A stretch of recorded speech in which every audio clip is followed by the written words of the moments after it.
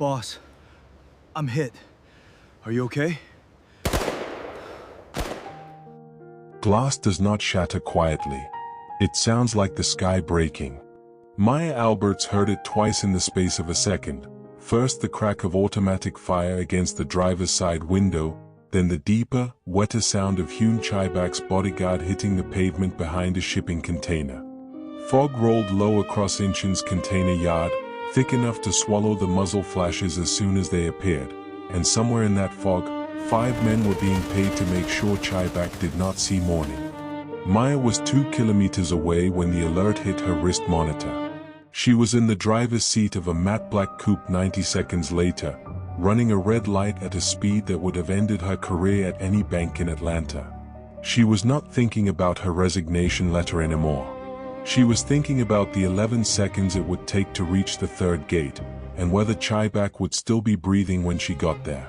This is where it started to unravel, for Songjin Group, for a 5-year silence neither of them had admitted out loud, and for a woman who had built her entire life around never needing anyone to save her. Stay with me. Before the bullets, there was a resignation letter, a diamond ring on the wrong woman's hand, and a truth Maya Alberts was about to learn the hard way, that the man she was walking away from had already gone to war to protect her, and never told her. If you're new here, welcome. Go ahead and hit subscribe, drop a like, and tell me in the comments where you're watching from tonight. I love seeing how far these stories travel. Now let's rewind 6 hours, to the top of Hansung Tower, where all of this actually began.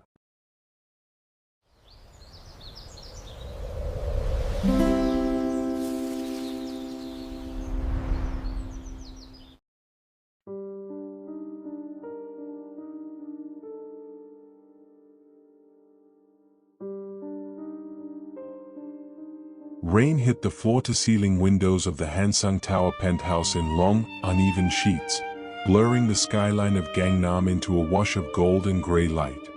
40 floors below, the grand ballroom hummed with the particular energy of Seoul's high society doing what it did best, celebrating a merger dressed up as a love story. Hun Chiback, executive director of Hansung Group, was getting engaged to Yo Sohi, heiress to Songjin Group, and every camera in the city was pointed at the ballroom to capture it. Maya Alberts was not in the ballroom. She had never been the kind of person the cameras were pointed at, and after 4 years in Seoul, she had stopped minding that. She stood in front of Chiback's mahogany desk on the top floor, adjusting the lapels of a tailored charcoal trench coat, ignoring the muffled orchestra rising through the building's ventilation system. Her passport sat on the desk beside an encrypted hard drive and a single printed page. Formal notice of resignation. Effective immediately.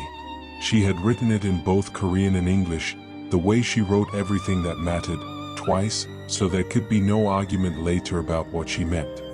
For 4 years, Maya had been the invisible architecture behind Chiback's rise. She had rebuilt Hansung's shipping logistics from a debt-heavy relic into the most efficient network in the region. She had scrubbed the company's books clean of 3 separate hostile takeover attempts. She had learned, the hard way, how to walk into a room full of Seoul's oldest money as a black woman from Atlanta and make them wait for her opinion instead of speaking over it. None of that had prepared her for watching Chiback slide a ring the size of a knuckle onto Sohi's finger from a live feed on her monitor, 40 floors above the party, alone. She had told herself, watching it, that she was simply doing the professional thing, finishing her contract cleanly before a merger changed the reporting structure underneath her. She had told herself that for most of the evening, in fact, right up until the moment the ring caught the ballroom lights on the screen and something in her chest folded in on itself without permission. She was not a woman who let herself be surprised by her own feelings.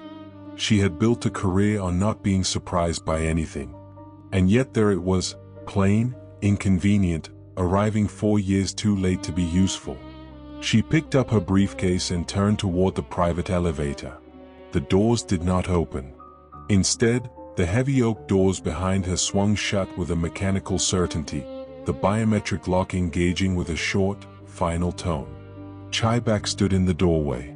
His tuxedo jacket was gone, his white shirt open at the collar, and the dark lines of a tiger tattoo climbed from his collarbone up the side of his neck.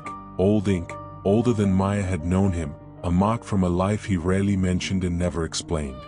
She knew only fragments of it, that it dated back to his 20s, before Hansung's public face had fully separated from its private one, and that he'd once told her, in a rare unguarded moment 3 years earlier, that a tiger was drawn without a cage on purpose, a reminder that the thing worth fearing was never the animal, but what happened when someone tried to lock it away from what it was protecting. He smelled of rain and expensive scotch and something tighter than either. "Where are you going, Maya?" His Korean came out low, controlled, the voice he used for boardrooms, except his hands, she noticed, were not controlled at all. "My contract is fulfilled, Director Kang." She matched his formality, her Korean as fluent and unhurried as his. "The handover files are already on the server. I have a flight to Atlanta in 3 hours." He crossed the marble floor without hurrying, stopping close enough that she had to tilt her chin to hold his eyes. He reached past her, lifted the resignation letter from the desk, and did not read it. He crumpled it once in his fist and dropped it into the crystal ash basin beside the door. Resignation denied. "This isn't a negotiation, Chiback." Maya stepped back, putting air between them, her chin level. "I'm not going to run your empire from the shadows while you play house with Songjin Group downstairs. I have too much self-respect for that." Something in his face shifted, the practiced stillness cracking just enough to show what was underneath it. He closed the distance again, his hand rising to the side of her neck, his thumb resting lightly over her pulse, as if he needed to feel that it was still moving too fast to be indifference. "You think Sohi was ever my choice?" His breath touched her lips when he spoke, quiet now, almost rough. "Songjin leaked our trade routes to the International Maritime Board 6 weeks ago. They put a gun to Hansung's head and called it diplomacy. This engagement is a trap. I brought them close enough to end them." Maya went still. "You didn't tell me." "Because if I told you, and then had to smile for cameras with another woman on my arm, I would have burned Songjin to the ground tonight instead of waiting for the evidence to be airtight. 10 years of careful work, gone in one bad night." His thumb moved, barely, along her cheekbone. "I chose strategy so I could keep you out of it. And you tried to fly across an ocean instead of asking me why." She wanted to tell him the truth in return, that she hadn't been planning to leave because of jealousy alone, that for the last 8 months she had been quietly building her own file, a private audit of Hansung's shadow ledgers that Chiback had never fully explained to her, the ones that moved money through ports with no cargo manifests and clients with no public names. She had told herself she needed proof before she said anything. She had told herself a lot of things. Before she could decide which truth to give him, she thought, briefly and without meaning to, of the first year, a Tuesday night 3 years ago when Hansung's Busan warehouse fire had threatened to sink the company's insurance rating, and Chiback had stayed at the office until 4 in the morning not because his presence changed anything operationally, but because he refused to let her handle the crisis calls alone. He never explained why. She never asked. It had simply become the shape of their working life, his silence standing next to her exhaustion, neither of them naming what it was. Her earpiece chimed once, sharp and clinical, and a red alert lit her wrist monitor. "Security breach, Incheon Container Terminal 4. Chiback's convoy had left for the terminal 40 minutes earlier, ahead of a shipment neither of them had discussed that night." His jaw tightened before she'd even finished reading it. "That's my car," he said. 2 floors below the ballroom, in a private lounge reserved for family only, Yo Sohi sat alone with a champagne glass she had not touched all evening, watching the door. To every camera in that ballroom, Sohi was exactly what the tabloids had decided she was, soft-spoken, exquisitely dressed, content to marry into a bigger name than her own. She had spent 6 years perfecting that performance, and she had gotten very good at it, mostly because almost none of it was a lie by omission. She really had grown up soft. She had grown up sheltered, adored, protected from every hard truth about how Songjin Group actually made its money, until the year her father was quietly removed from the family board and replaced by an uncle who smiled more and asked fewer questions. Nobody had ever told her exactly what happened. She had simply watched her father go from the loudest man in every room to a shadow who stopped attending family dinners, and eventually stopped attending anything at all. She remembered, still, the specific week it changed. She'd been 19, home from university for a holiday, and her father had sat her down at the kitchen table and told her, in a voice she'd never heard him use before, that some things were safer not to understand. She hadn't understood then. She understood everything now. 3 years later, working with 2 foreign trade investigators who had approached her outside a shareholders' meeting, she finally understood why. Hansung Group had been laundering Syndicate money through joint shipping contracts for over a decade, and Songjin's board, under her uncle, not her father, had been paid to look away. Her father had refused to look away. That refusal had cost him everything. Sohi's engagement to Hun Chiback was not her uncle's idea of a merger. It was her own idea of an audit, offered up as a bridal bouquet. Nobody in that ballroom, including her fiancé, understood that the soft-spoken heiress accepting champagne toasts was quietly feeding shipment data to the same investigators who had once approached her outside a shareholders' meeting, piece by piece, patient enough to wait for something that would hold up in an international court. She had not expected her uncle to move early. She had not expected him to hire mercenaries and try to kill Chiback before the evidence was even complete, turning a slow, careful audit into something that would now be impossible to control. Her phone buzzed once on the table in front of her. A single line, from an unknown number her uncle's people used when they didn't want a name attached. Handled tonight. Don't ask questions. Sohi read it twice, and for the first time in 6 years of careful performance, her hand was not steady when she set the phone back down. At 2 in the morning, under fog-heavy floodlights, Hun Chiback's convoy rolled through the third gate of Incheon Container Terminal 4 and directly into a killbox. The first shots came from the crane gantry above them, raking across the lead sedan's windshield before the driver could react. Chiback's car swerved hard, clipping a stacked row of containers, and came to a stop sideways across the access road. Automatic fire shattered the bulletproof glass on the second pass, not enough to fully breach it, but enough to send fine cracks spiding across the entire pane, buying seconds instead of safety. Chiback pulled his chief bodyguard, bleeding from the shoulder, behind a steel container as a third burst chewed through the sedan's rear panel. He had already run the numbers in his head, the way he ran every crisis: 5 shooters, minimum, positioned for a crossfire, no exit route that didn't cross open ground. Whoever had planned this had known his convoy's exact route down to the gate number, which meant someone inside Hansung's own security detail had sold that route to Songjin. He filed that thought away, cold and precise, for later. Right now there was no later unless he found a way out of the next 90 seconds. His bodyguard pressed a hand to the wound in his shoulder, breathing hard through his teeth. "Sir, there's no clean line back to the second gate. We're boxed."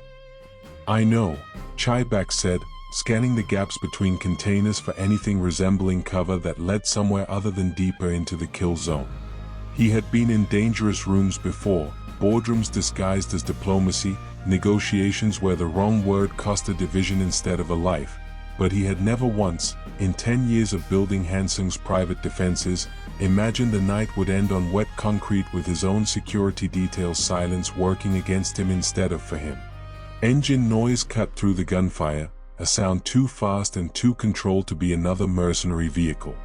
A matte black coupe tore through the port's outer barricade, fishtailing across wet pavement, headlights cutting hard through the fog.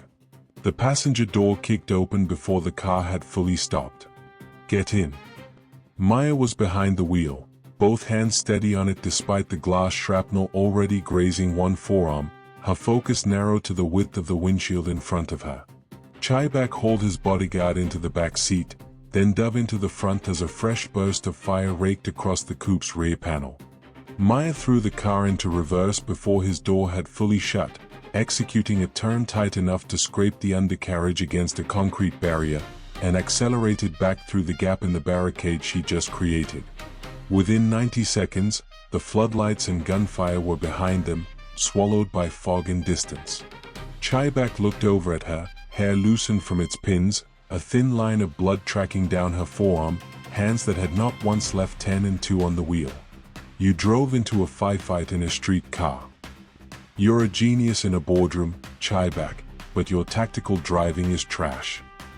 Her voice was tight, adrenaline still running under it, but steady. And nobody gets to blow up my COO work before I've collected my severance. He almost laughed. It came out closer to a breath. There's a leak in my security detail, he said instead, watching the road behind them in the side mirror. Someone sold them my route. Maya's jaw tightened, but she didn't look surprised. I know. I've known for 3 months. You knew and you didn't tell me. He turned to look at her fully for the first time since getting in the car, something unreadable passing over his expression before it settled back into control. I didn't have proof. I had a pattern, 3 convoy changes, always relayed to the same encrypted number about 90 minutes before departure. I was building the file when I decided I was done being quiet about things that mattered. She kept her eyes on the road, jaw set. Tonight proved my pattern was right. It also almost got you killed. So we're even on secrets, direct to Hun. The Safehouse sat above a bend in the Han River, glass-walled and nearly invisible from the water, one of 4 properties in Seoul that existed on no public registry Maya had ever found, which was, she suspected, exactly the point. Chiback had shown it to her only once before, over a year earlier, in a conversation neither of them had ever fully finished. She had the wounded bodyguard stabilized and rested within 20 minutes, then moved to the workstation she built into the property's east wall without being asked. For the next 3 hours, she worked without stopping, 5 monitors casting pale light across a room otherwise dark. She didn't simply leak Songjin Group's corruption. She traced the shell accounts she'd already mapped over the last 8 months, cross-referenced them against the shipment data Chiback finally, fully explained to her that night, the Syndicate contracts, the false manifests, all of it, offered without her having to ask twice, and built a single unbroken chain from Songjin's uncle-controlled board straight through to the mercenary payment that had hit Incheon 2 hours earlier. Then she rerouted the illegal offshore transfers directly into international regulatory servers, triggering an automatic asset freeze before dawn, and sent an unredacted copy of the full trail to Songjin's own syndicate partners in Macau, the one audience guaranteed to respond to betrayal faster than any government agency could. She left one name deliberately untouched in every file she sent, Yo Sohi's. Not out of mercy. Because the transaction logs, when Maya finally cross-referenced the informant number from the leaked convoy route, matched a private line registered 2 years earlier to a young woman who had spent 6 years photographed at galas, never once at a boardroom table, and who Maya now understood had been feeding fragments of this exact case to foreign investigators the entire time. It was a strange thing, Maya thought, watching the freeze orders populate across her screen one by one, to spend a night dismantling the family of the woman she'd resented for months, and to end that same night with something close to respect for her instead. Sohi had done, quietly and for years, exactly what Maya herself had only started doing 8 months earlier. The difference was that Sohi had never had anyone crumple her resignation letter and tell her to stay. By the time the sun came up over the Han, Songjin Group was under federal raid, its uncle-led leadership stripped from every account they controlled, and its Macau backers had already issued instructions of their own, the kind that didn't require a courtroom. Chiback arrived at the Safehouse as the raid broke on every screen in the room, his coat dusted with the last of the night's cold, his enemies neutralized before breakfast. He crossed the room to where Maya sat, exhausted, hands finally still over the keyboard, and gently pulled them away from it, drawing her up to stand in front of him. "It's over," he said, his forehead dropping to rest against hers. "Songjin is finished. The board is ours. Then I'm free to leave."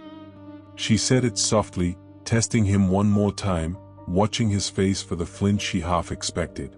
He didn't flinch. He kissed her instead, unhurried, certain, for years of restraint finally given somewhere to go. When he pulled back, he took a small velvet box from his coat pocket. Inside it was not the transactional engagement ring he'd placed on Sohi's finger hours earlier. It was the Hansung family crest ring, gold and ironed together, a mark the company's own charter reserved for exactly one person outside the bloodline in a generation, a co-ruler, not a spouse. "You're not leaving, Maya." He slid the ring onto her index finger, not her fourth. A different promise than the one downstairs had performed for cameras.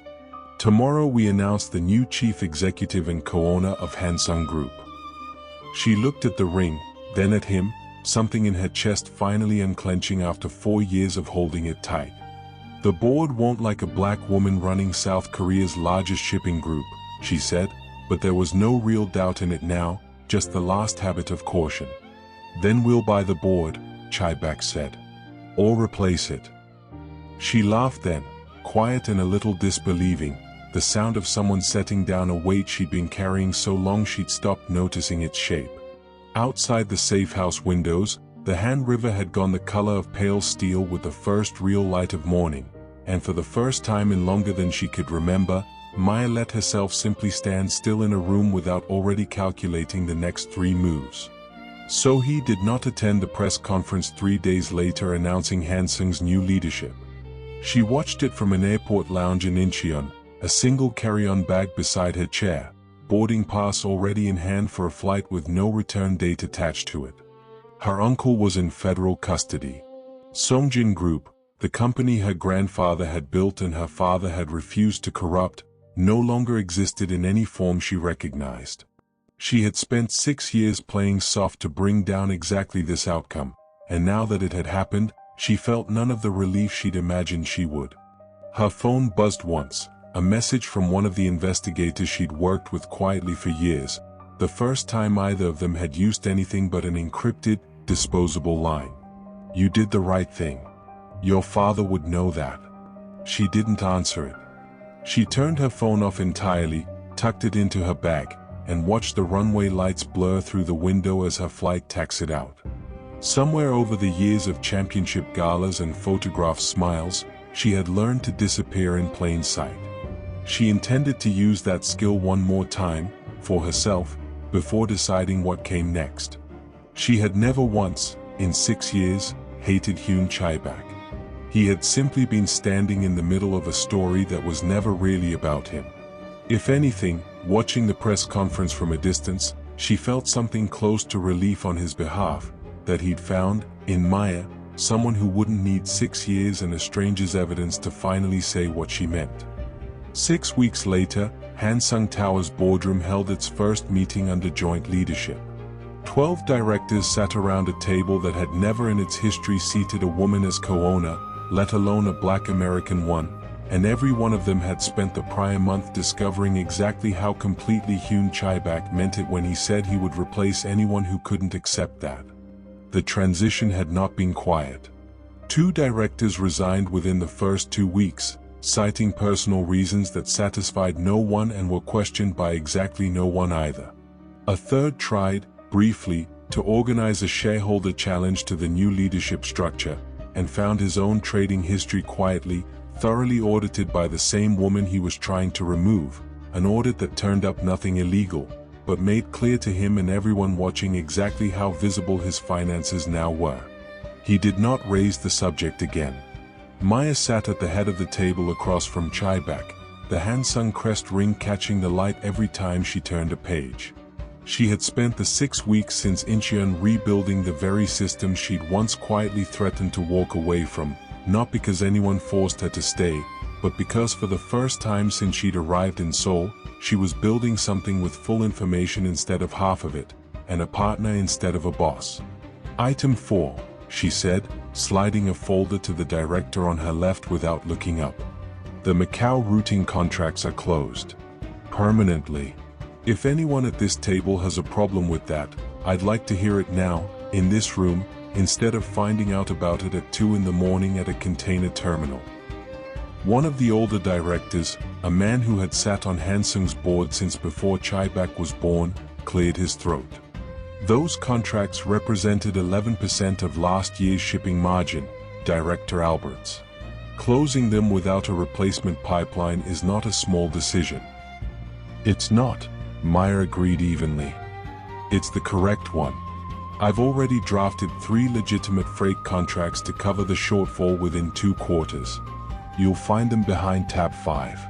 I'd rather run this company on 11% less margin than run it the way it almost got Director Hun killed.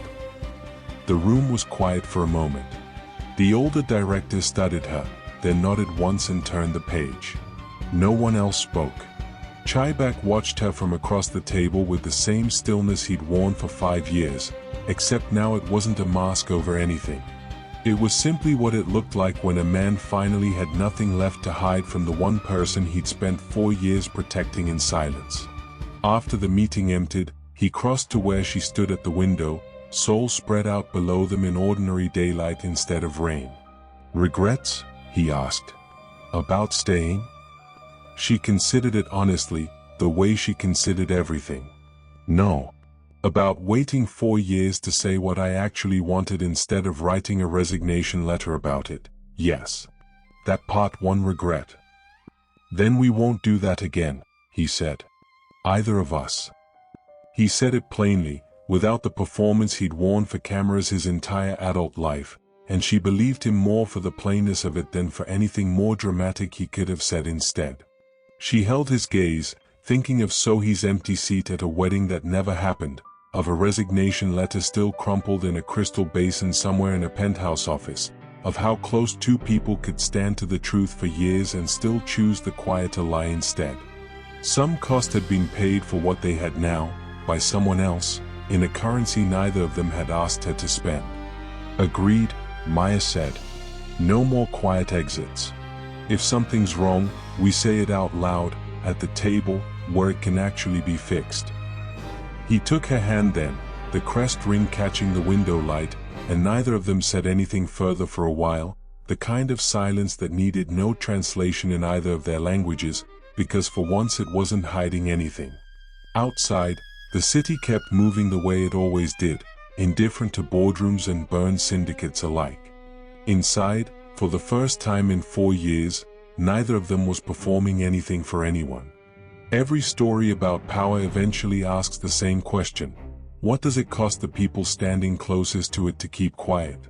Chiback stayed silent to protect Maya, and it nearly got him killed on a dock in Incheon. Maya stayed silent about her own suspicions for months, and it cost her 4 years of a life she could have started living sooner. Sohi stayed silent about her father for 6 years, playing a part so convincing it fooled an entire city. And by the time she finally spoke through the only channel left to her, evidence, not confrontation, the truth cost her a family, an inheritance, and a name. None of them were wrong to be careful. Caution, in that world, kept people alive. But there is a difference between strategy and silence, between protecting someone and simply failing to trust them with the truth. Chiback learned that difference the night a resignation letter nearly worked. Maya learned it watching him lie to protect her and doing the exact same thing back. So he never got the chance to learn it from anyone who loved her. She had to learn it alone, from strangers who only wanted her evidence, not her. It is worth asking, honestly, how many of us are doing some version of the same thing right now, carrying a piece of the truth we've decided someone else isn't ready to hear, telling ourselves it's protection when it's really just fear wearing a more respectable name. The strongest people in this story were not the ones who never needed rescuing. They were the ones who eventually, however late, chose to say the hard thing out loud instead of writing it down and walking toward an elevator. Somewhere in Seoul, a resignation letter still sits crumpled at the bottom of a crystal ash basin, never fully thrown away.